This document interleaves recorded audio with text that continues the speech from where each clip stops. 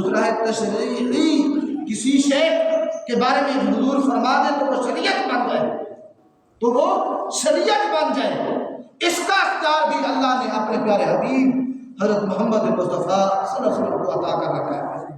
دیکھیں اللہ رب العزت نے مسلمانوں پر دو چیزیں حرام کر دی تھی، ایک خون حرام ہے، دوسرا مردار حرام ہے، یعنی کوئی شے خود بخود مر جائے تو وہ حرام ہے، جب تک حلال نہ کی جائے، تو ذبح نہ کیا جائے، اللہ کا نام نہ پکارا جائے، دیا جائے، تب تک وہ مردار ہے، حلال نہیں۔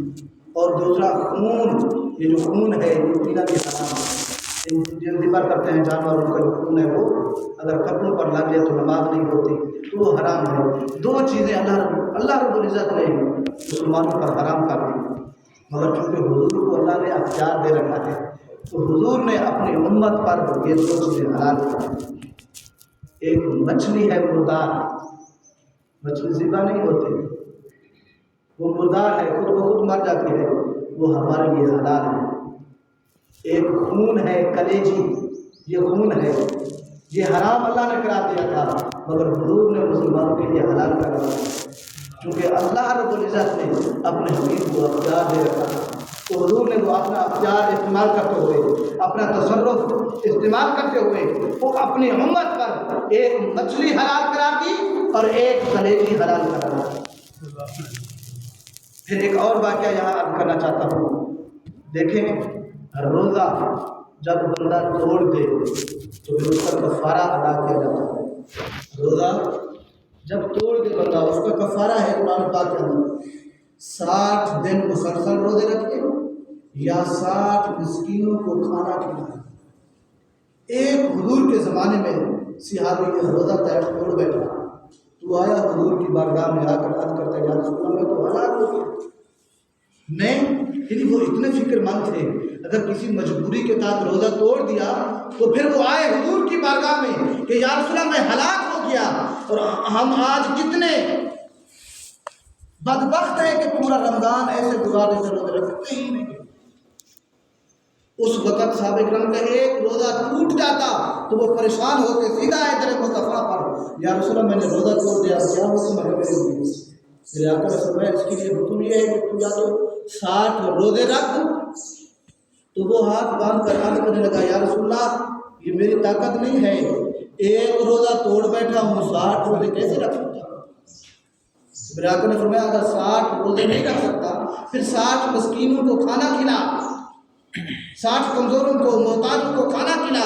وہ کھڑا ہو گیا، یا رسول اللہ میں بہت غریب ہوں، میرے پاس اتنا دولت نہیں، اتنا مال نہیں کہ میں 60 آدمیوں کو کھانا کھلا دوں۔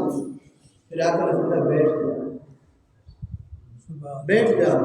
اتنے میں صحابہ کرام میں ایک شخص آیا، وہ ہمارے علاقے کا نہیں لگتا تھا، آس پاس کا ہوتا، ہمارے گاؤں کا ہوتا، تو ہم پہچان لیتے کہ یہ فلاں شخص ہے۔ انجان بندہ آ گیا، اپنے سر پر ٹوکرا رکھا ہوا تھا جس کے اندر کھجور ہے، وہ آ کے حضور کو پیش کی۔ حضور نے پھر جب دیکھا کہ وہ کھجور ہے، صحابہ کرام سے پوچھا وہ سوالی کہاں گیا؟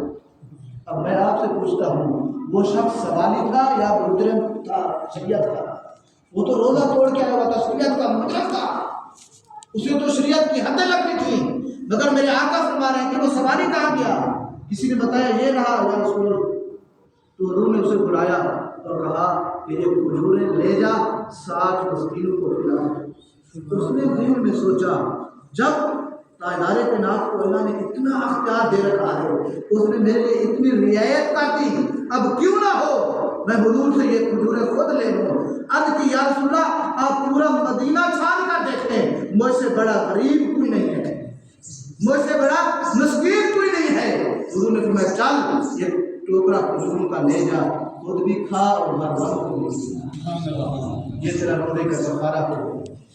یعنی حضور اپنے زبان مبارک سے جو جملے ارشاد فرمائے وہ شریعت بن جاتی ہے، اللہ اس کو شریعت بنا دیتا ہے، اور یہ ہے حضور کا تشریعی اختیار۔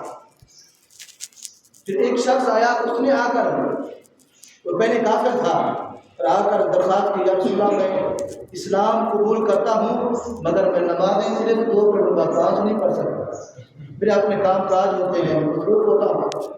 تو حضور نے فرمایا اچھا چل تو 2 نمازیں پڑھ۔ اب دیکھیں یہ نماز اللہ کی عبادت ہے، مطلب حضور نبی اکرم اپنی زبان پر رکھے 3 نمازیں اسے معاف کر رہے ہیں، وہ ساری زندگی پھر 2 نمازیں پڑھتا تھا۔